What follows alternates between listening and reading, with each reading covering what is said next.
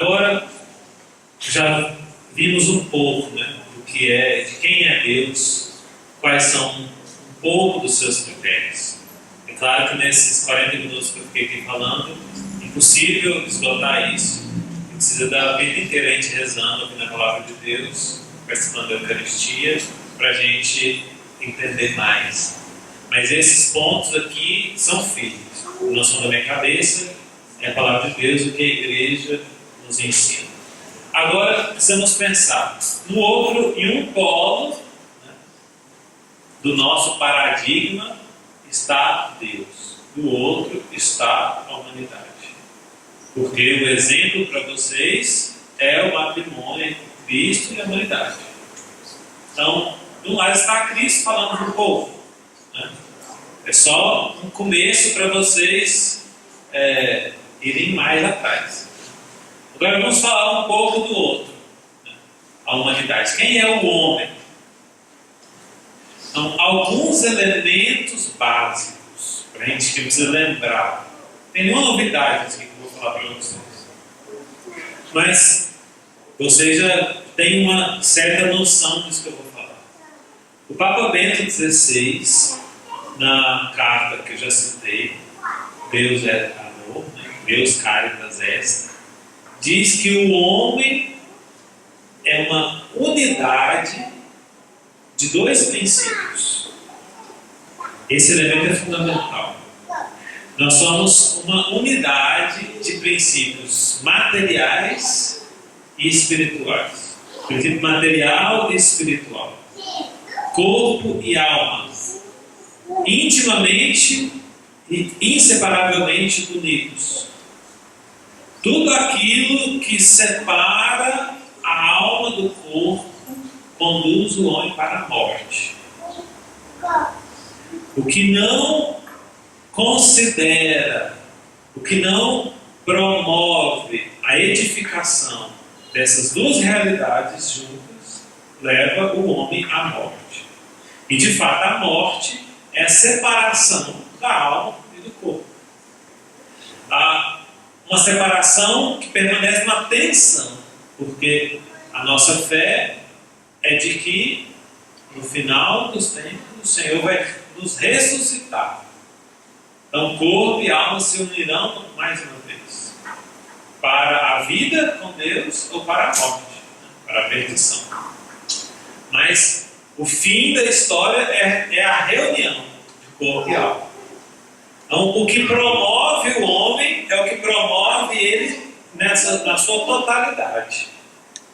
Isso também a igreja não pensa só no Espírito, porque seria uma contradição com a sua própria doutrina, né, com a palavra de Deus. Ela pensa assim no Espírito, mas também na realidade material, se preocupa, né, com as coisas sociais, com a caridade, com o fé.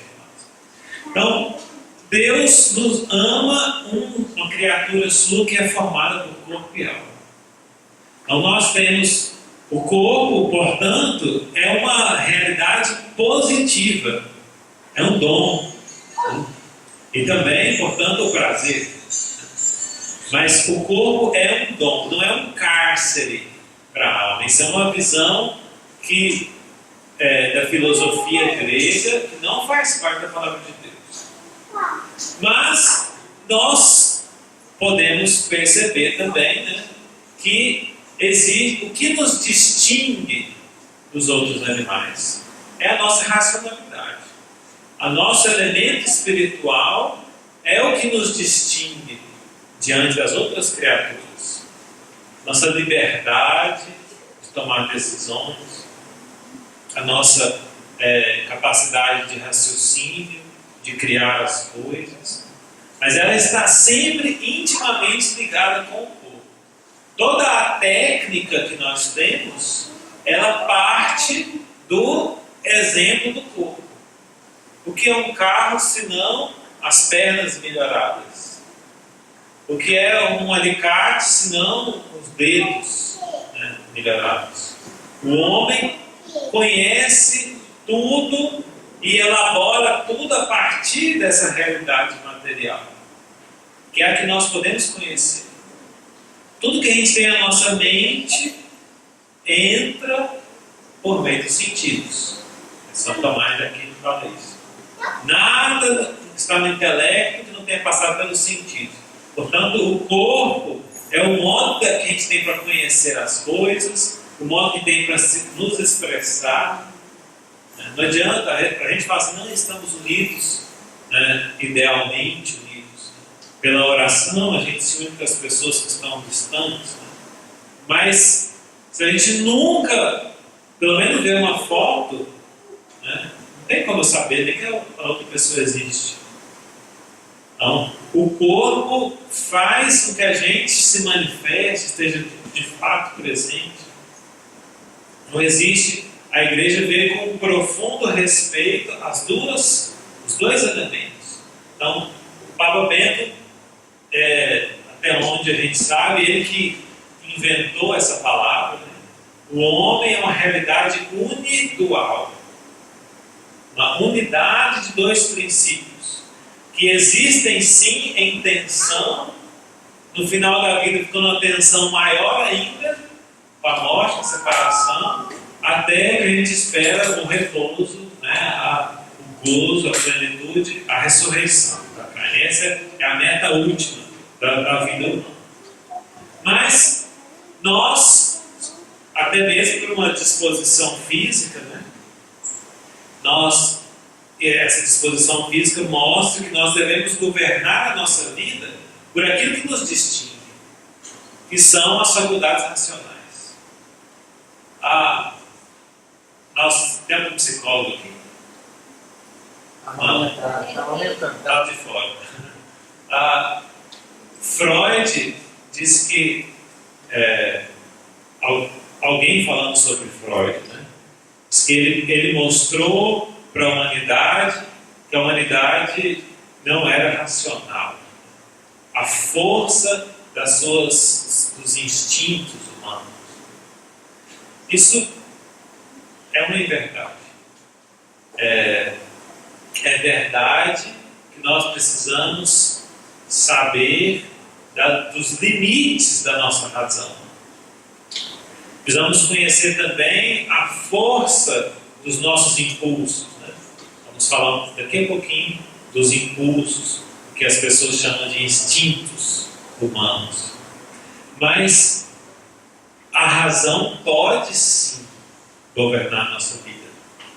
E o próprio Freud procurava, eu não sou psicanalista, mas essa é uma coisa que a gente vai aí fora, vocês vão conversar com os filhos de vocês, tudo, tem talvez tenha tido algum contato com esse tipo de pensamento, que é um primeiro questionamento que eles colocam logo na primeira mão. Mas o próprio Freud propõe o seu método terapêutico para fazer com que as pessoas se tornem mais conscientes dos seus traumas, dos seus limites, para poderem lidar com eles de modo mais pacífico e assim ter uma vida mais feliz. Então, a própria psicanálise que advoga a existência de um instinto no homem, ela propõe um caminho que ela considera de levar o homem a ser mais consciente de si e poder, então, manejar a sua vida a partir da razão. Então, eles também, de certo modo, concordam conosco que a vida humana, para ser boa, para ser feliz, precisa ser governada pela razão. E aqui eu uso um argumento do próprio Papa Bento XVI. Eu digo quem é o autor do argumento para vocês não se escandalizem. Tá gravando, né? Tá, É isso que o Papa Bento falou. A própria relação sexual entre o homem e a mulher mostra a prioridade desse elemento racional. Porque se não houver um governo racional daquela relação, pela diferença de ritmo biológico entre homem e mulher, nem mesmo o prazer é possível para os dois.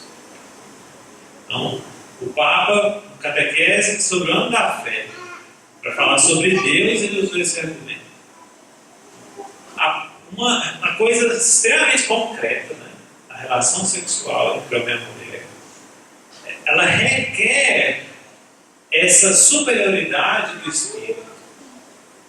Se o homem e a mulher entram numa relação como seres irracionais, eles não conseguirão ter prazer, né? Ser felizes ali naquilo. Então, esse elemento concretíssimo, né, da vida humana mostra como é necessário que a razão governe a vida do homem e da mulher.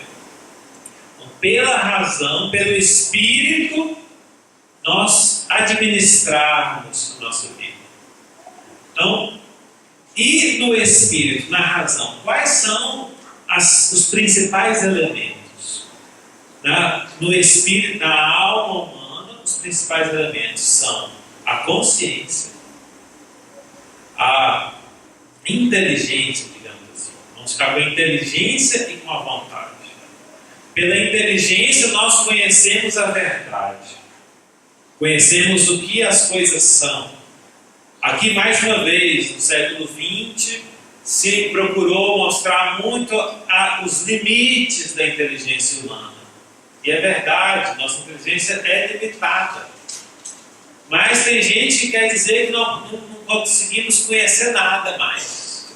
Não, depois que a ciência foi utilizada para criar a bomba atômica e outras coisas, então não podemos mais acreditar na ciência. Nós temos que desconfiar da ciência, desconfiar da nossa inteligência, mas que nós podemos conhecer as coisas, muitas coisas nós podemos.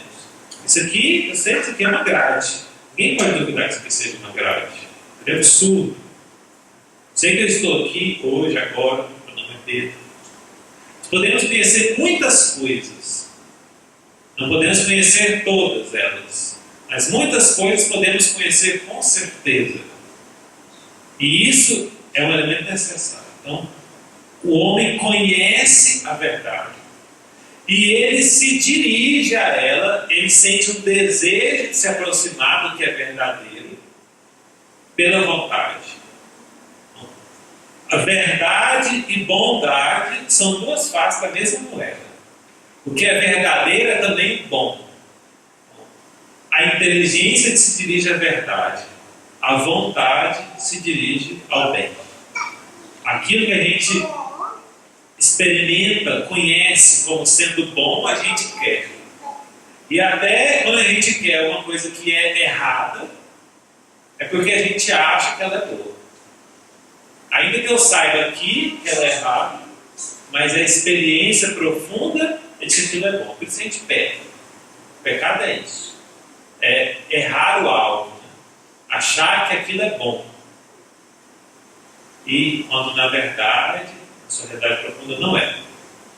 Então, a dinâmica, né, da razão humana pode ser simplificada nesse quadro. A inteligência conhece a verdade nos mostra o que é o bem, e o bem atrai a vontade. Vontade, inteligência, verdade, bem. Às vezes a gente entra pela inteligência, às vezes entra pela experiência do bem, mas essa dinâmica é reduzida, né? Uma explicação reduzida, um gráfico, mas ajuda a gente a entender.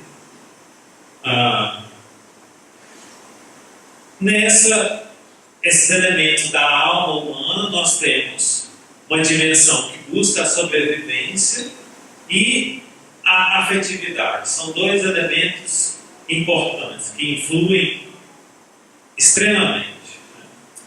Tá? Deixa eu passar um pouco aqui.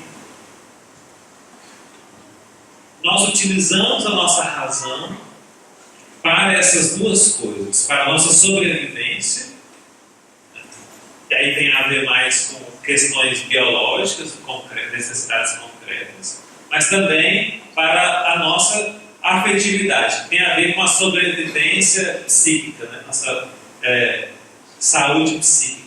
Precisa dos afetos, é um elemento importantíssimo da vida humana.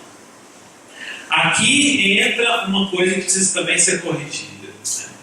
Para a gente, depois nós vamos tratar ainda hoje da sexualidade humana. O que é chamado pelo mundo de instintos. Nós temos, acho que é melhor botar aqui, isso. Bom, tem uma citação aqui, uma referência ao documento da Comissão Teológica Internacional. Seguindo o documento da Comissão Teológica Internacional, podemos chamar essas inclinações fundamentais para a sobrevivência pessoal e da espécie de simples impulsos cegos do desejo. É um documento chamado Em Busca de uma Ética Universal, parágrafo 45. Se alguém quiser pesquisar depois. Não. Esses simples impulsos cegos do desejo têm como objeto um valor fundamental para o homem, que é a vida. Esses impulsos podem influenciar no exercício da razão. Não. Aí é um limite para a nossa razão. A gente pensa no impulso sexual, ou no impulso de preservação da vida, no impulso de se alimentar, que muita gente por aí chama de instinto. Nós não concordamos com isso. Por quê? O instinto animal, meramente, ele é uma lei que determina. Um cachorro, por exemplo, se você não amarra, se ele está com fome, se você não amarra ele não fica sem comer. Se ele vê a comida e está com fome, ele não consegue dizer, não, estou de jejum hoje, sexta-feira, estou na quaresma. Né? Não é possível. E nós podemos fazer isso. Há instinto de vida e também o instinto que se chama de instinto sexual. Esse é o ponto. O homem é livre e consciente. Ele é capaz de se autodeterminar. É claro que ele precisa de uma educação para isso. Mas ele é capaz de se educar para ser livre diante do instinto, do impulso sexual.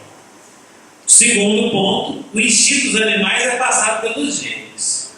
E não existe o gene de instinto, bom, na espécie humana, né, que determina os comportamentos necessariamente. Nós sempre podemos. É claro que a nossa liberdade também é limitada, né, e o homem é falho. Mas nós estamos falando de uma capacidade de orientar os impulsos. E aqui nós precisamos ser muito corajosos e afirmar isso para nós mesmos. Crer na capacidade que o homem e a mulher têm de se autodeterminar. Como eu disse por aquele argumento do Papa Bento que eu achei fantástico. Ali mesmo, na vivência, na atividade sexual, a natureza humana mostra que a razão precisa ser a mestra. Então, como é que nós vamos dizer que o homem não pode governar o seu impulso sexual com a sua razão? Então, essa equação não bate, não fecha. Nós podemos ter homens e mulheres deseducados para fazer isso. E aí, amanhã o Padre Henrique vai falar sobre a escola, tem uma palestra chamada Escola do Amor, né? Reflexões sobre a castidade. Então, existem meios para nos educar, para que nós possamos organizar racionalmente os nossos impulsos sexuais. Tá claro isso, gente? Todos vocês dá para entender? Tranquilo? Concordo? Oh. Mas isso é questão para a gente refletir e rezar. Porque o mundo fala a conversa totalmente contrária. A gente liga a televisão, totalmente contrário disso. Esses dias uma mãe veio conversar comigo, catequista, ministra da Eucaristia, sofrendo muito, uma filha que recebeu educação da igreja e tudo, mas quer ter uma vida afetiva e sexual conforme o mundão ensina. E essa menina teria dito alguma coisa do tipo assim: eu não nasci para passar vontade. Essa é uma coitada, não sabe o que ela diz, porque nesse âmbito mesmo sexual, essa é a lógica das pessoas que violentam as outras, né? Porque se o homem não é capaz, o ser humano não é capaz de dizer não para esse impulso, uma hora ou outra vai fazer barbaridades. E será que nós não somos capazes de evitar essas barbaridades? Não somos capazes de... o ser humano, será que é necessariamente violento? Eu acredito que não, porque foi Deus que nos criou. Então, tem que ser possível. E a palavra de Deus nos diz que é possível. E a experiência de tantas e tantas pessoas, até mesmo de pessoas que não acreditam em Deus, mostra que é possível orientar a sua vida segundo a razão. Coisas bem afetivas e tudo mais. Coisas como...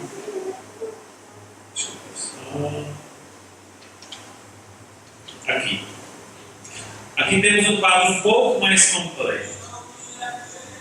A inteligência se dirige à verdade, a verdade nos mostra o que é o bem atrai, estimula a vontade.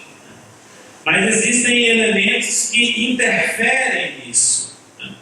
Vivências afetivas, determinados afetos nos abalam, né? Situações que mexem com os nossos afetos.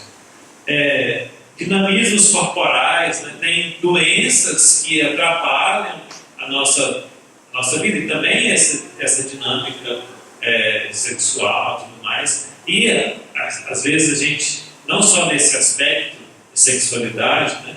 Tem doença, uma enxaqueca.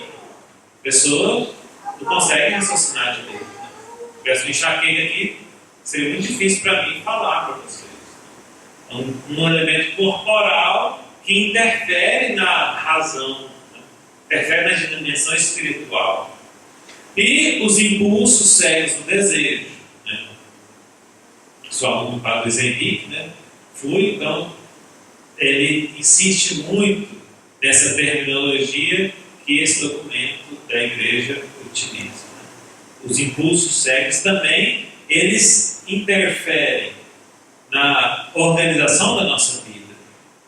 E outros elementos, a cultura, por exemplo, que a gente assiste na televisão, as convicções que a gente vai gerando, isso interfere. Se a pessoa passa a vida inteira acreditando que ela não pode ter, por exemplo, abstinência sexual, então ela não vai conseguir. Vai ser muito mais difícil. Então, a cultura é sim um elemento importante, mas não é o essencial.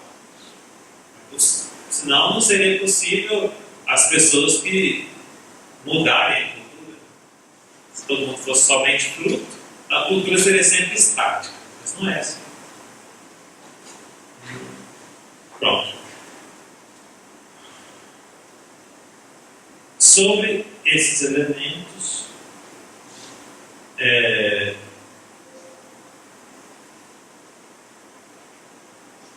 esse dinamismo da relação sobre o que é o homem, né? Esse tema, esses são os dois principais pontos, né? A unidualidade do homem, somos corpo e alma intimamente unidos. O que é bom para o corpo tem que ser bom também para a alma, e vice-versa. E também essa dinâmica das que interfere na nossa racionalidade. Inteligência, vontade e o que interfere nisso, né? Os impulsos cegos, os elementos exteriores, dinâmicas afetivas ou corporais. Isso tudo deve ser considerado numa análise, né, da nossa vida. Agora, precisamos refletir que esse homem, que é assim, tem corpo e alma intimamente unidos e que sofre essas influências sobre a sua razão, e não obstante isso, é chamado, é capaz de governar a sua vida conforme a razão. Esse homem é chamado ao amor, que é chamado a responder o amor de Deus. Então, e nós já falamos, o amor, uma introduçãozinha antes desse slide, né? A chamada ao amor para o homem, ela pode se responder de dois modos: no matrimônio ou na virgindade. Os dois grandes caminhos que temos é a virgindade consagrada e o matrimônio. Os dois se completam. Os dois juntos fazem a gente vislumbrar como é o amor de Deus pela humanidade. Dois estados de vida se completam. Mas o amor matrimonial, o amor conjugal, uma citação do catecismo: o amor conjugal comporta uma totalidade, na qual entram todos os componentes da pessoa: apelo do corpo e do instinto, força do sentimento e da afetividade, aspiração do espírito e da vontade. Toda pessoa que ama se faz dom a uma outra pessoa na sua totalidade. Vocês viram aqui que usou instinto, né? Repararam? Mas quando se usa instinto, a gente deve fazer essa correção. Não é o instinto como dos animais, o instinto que se impõe completamente, né? Esse impulso cego, mas que é também possível de ser controlado, organizado pela razão. Então, os documentos da igreja, quando se fala de instinto, se deve fazer essa correção mental, né? Mas o amor conjugal é um amor que envolve essa totalidade. É claro que não há esquizofrenia, não é a separação aos outros modos de amor. A mãe que ama o filho também ama com o seu corpo e seu espírito intimamente unidos. Mas o amor conjugal é o que possibilita uma entrega mais perfeita. É do homem completamente, a mulher completamente. Então, apelo do corpo, do instinto, entendido desse modo, com a força do sentimento, da afetividade, mas também do espírito, da vontade. Aqui a gente lembra todos aqueles elementos da comunhão entre marido e mulher que superam o corpo, né? Os planos, os afetos, o modo de ser que tem que se adaptar, né? A história de vida, né? Tudo isso está embutido aí nesse corpo e espírito que se doa. E o matrimônio vai ser feliz, mais feliz, tão mais feliz quanto maior foi essa doação, quanto mais plena foi essa entrega total, né, de um para o outro. Doando-se mutuamente na totalidade do ser. Estou na frente? Agora dá para ler? Doando-se mutuamente na totalidade do ser, os esposos devem fazer uma doação exclusiva, una, pois a natureza não pode ser dividida. É o que em linguagem bíblica, se especifica como uma só carne. Assim, pelo pacto conjugal, marido e esposa entregam o mais específico, o que é próprio de cada um para o outro. Agora, essa entrega não seria total se fosse compartilhada por um terceiro. Não, a unidade do matrimônio é um elemento essencial. Porque o amor matrimonial aí tem 4 características que vocês, se vocês quiserem anotar. É um amor, uma doação total, uma aliança, aliás, uma aliança de doação total, fiel e fecunda. Aliança, porque é recíproca. Se não há reciprocidade, não tem matrimônio. Uma doação total, né? Do específico de cada um para o outro, inteiramente. E exclusivamente para esse outro. Se eu dou totalmente para o outro, não sobra nada para eu doar para o terceiro. Esse é o sentido da unidade do matrimônio. Um só matrimônio. Fiel, porque se a doação total já implica essa fidelidade. Não tem como retirar um pedaço. E a infidelidade tem esse sentido, né, de roubo do outro e de si mesmo, porque é a palavra dada pela pessoa. E é fecundo, um amor que gera vida. Gera vida em primeiro lugar no outro, em si mesmo, para o bem dos cônjuges. O matrimônio visa, em primeiro lugar, o bem dos cônjuges, o bem verdadeiro, a edificação da vida do outro. Porque nas homilias os padres costumam falar no casamento, né? Você vai se casar não é para ser feliz, é para fazer o outro feliz. Entrega a sua felicidade nas mãos do outro. Então, essas 4 notas têm que estar presentes numa aliança matrimonial. E isso não precisa ser católico. Isso é um elemento que se pode reconhecer naturalmente, né? Observando essa unidade que o homem é de espírito e corpo. É preciso que essa doação do corpo seja acompanhada de uma doação espiritual completa, definitiva, para ser verdadeira. Quando o padre vai falar um pouco sobre a castidade matrimonial, vai voltar a esses aspectos. As relações entre marido e mulher também devem ter essas normas de doação total, fiel e fecunda.